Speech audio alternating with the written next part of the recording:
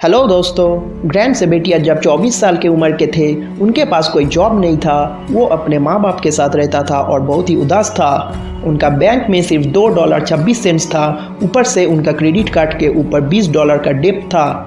लेकिन इसके बाद उन्होंने सिर्फ 5 साल कड़ी मेहनत करके $1.25 मिलियन का नेट वर्थ इकट्ठा कर लिया और ऐसा करके वो फाइनेंशियली फ्री हो गया।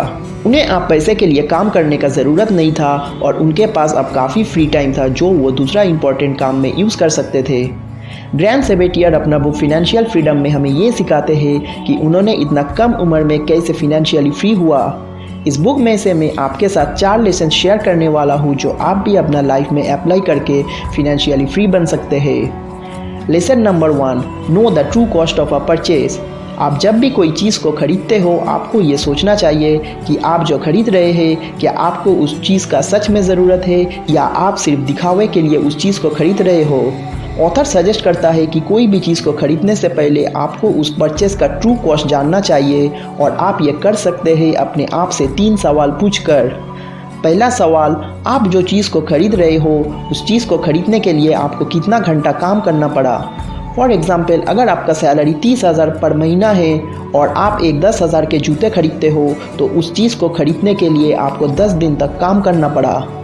दूसरा सवाल, आप जो चीज़ खरीद रहे हो उसके लिए आपको क्या क्या सैक्रिफाइस करना पड़ेगा या आप जो खरीद रहे हो उसे खरीदने से आप और दूसरा क्या चीज़ें खरीद नहीं सकते हैं। तीसरा सवाल, आप जो पैसा खर्च कर रहे हैं उस चीज़ को खरीदने के लिए, अगर आप वही पैसे को लंबे समय तक कहीं पर निवेश करते तो उसका क्या रिटर्न होता।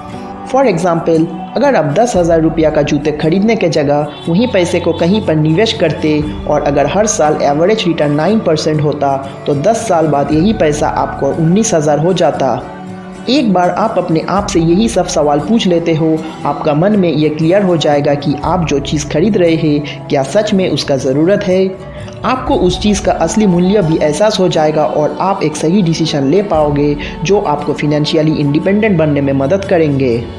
फॉर एग्ज़ाम्पल, अगर आपको जॉब मिलते ही आपने EMI पे आपके ऑफिस के नज़दीक एक फ्लैट खरीदने के बारे में सोचा, लेकिन आपको इसे खरीदने से पहले अपने आप से यही सवाल पूछना चाहिए। आपको ये देखना होगा फ्लैट खरीदने से आपको क्या क्या सुविधा मिल रहा है और कहाँ पर आपका एक्सपेंसेस कम हो रहा है। जैसे ऑफिस के नज़दीक फ्लैट खरीदने से आपका ट्रांसपोर्टेशन खर्च कम हो जाएगा और आपका टाइम और एनर्जी भी काफ़ी हद तक बचेगा। तो एक बार यही सब चीज़ आप कैलकुलेट कर लेते हैं, आपको उस चीज़ का रियल वैल्यू पता लग जाएगा और इसके बाद ही आपको उस चीज़ को फाइनली लेना चाहिए। Lesson number 2, check your numbers every day. Author कहता है कि आपको अपने डेली की एक्सपेंसेस और मंथली एक्सपेंसेस का डेली ट्रैक रखना होगा और इसके साथ आपको अपना नेट वर्थ को डेली चेक करना चाहिए और ये आप कर सकते हैं अपने इन्वेस्टमेंट अकाउंट्स पर डेली लॉगिन करके। लेकिन कहीं फिनेंशियल एक्सपर्ट्स ये सलाह देते हैं कि आपको अपना इन्वेस्टमेंट्स अकाउंट्स को डेली ट्रैक करना नहीं चाहिए क्योंकि सबसे अच्छा रिटर्न समय के साथ साथ ही होता है और इसे डेली चेक करने से आपको ये लग सकता है कि आपका इन्वेस्टमेंट सही से ग्रोथ नहीं हो रहा है।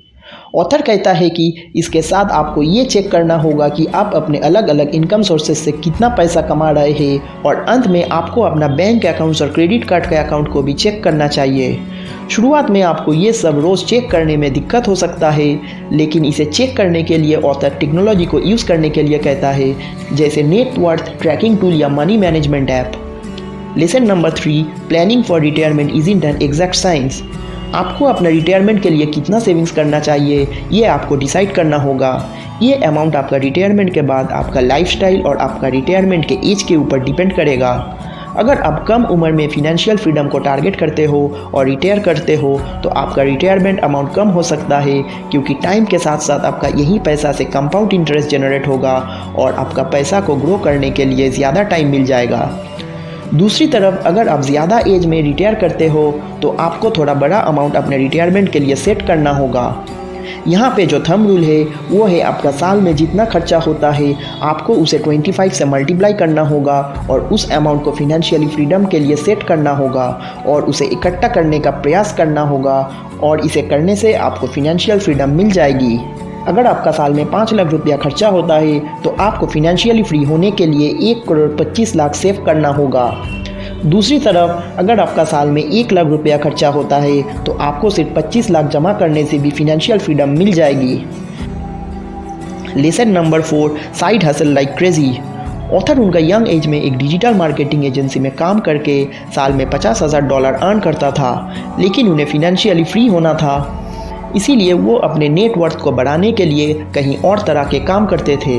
वो वीक में 40 घंटा ऐसा काम करता था जो उन्हें पसंद था और जिसके लिए उन्हें पेमेंट भी मिलता था, जैसे लॉ फर्म्स के लिए वेबसाइट डिज़ाइन करना, डोमेन नेम सेल करना, डिजिटल मार्केटिंग के लिए कैंपेन्स रन करवाना, एक्सेट्रा। वो कहता है कि कोई भी काम छोटा नहीं है और यही सब काम से जितना प्रॉफिट्स अर्न करते थे, हर एक पैसा वो अपना सेविंग्स में डाल देता था। ऑथर कहता है मल्टीपल सोर्सेस ऑफ इनकम होना बहुत ही ज़्यादा ज़रूरी है। अगर आप किसी के लिए काम करते हैं तो आपका इनकम एक लिमिटेड होता है। दूसरी तरफ अगर आप खुद के लिए काम करते हैं तो आपका इनकम लिमिटलेस है। ऑथर ये मानते हैं कि ये आपका डेली हैबिट्स ही है जो सबसे ज़्यादा इम्पॉर्टेंट है और वो आपको फिनेंशियली फ्री होने में मदद करते हैं। आपका दैनिक आदत और हर वो कदम आप जो लेते हो पैसा को सेव करने के लिए आपको जल्दी फिनेंशियली फ्री बना देगा। दोस्तों, हमारी आज की बुक समरी यहीं पे ख़त्म होता है। उम्मीद करता हूँ कि समरी आपको अच्छा लगा। अगर अच्छा लगा तो वीडियो को लाइक और शेयर कर दीजिए और चैनल को सपोर्ट करने के लिए इसे प्लीज़ सब्सक्राइब कर दें। Thank you.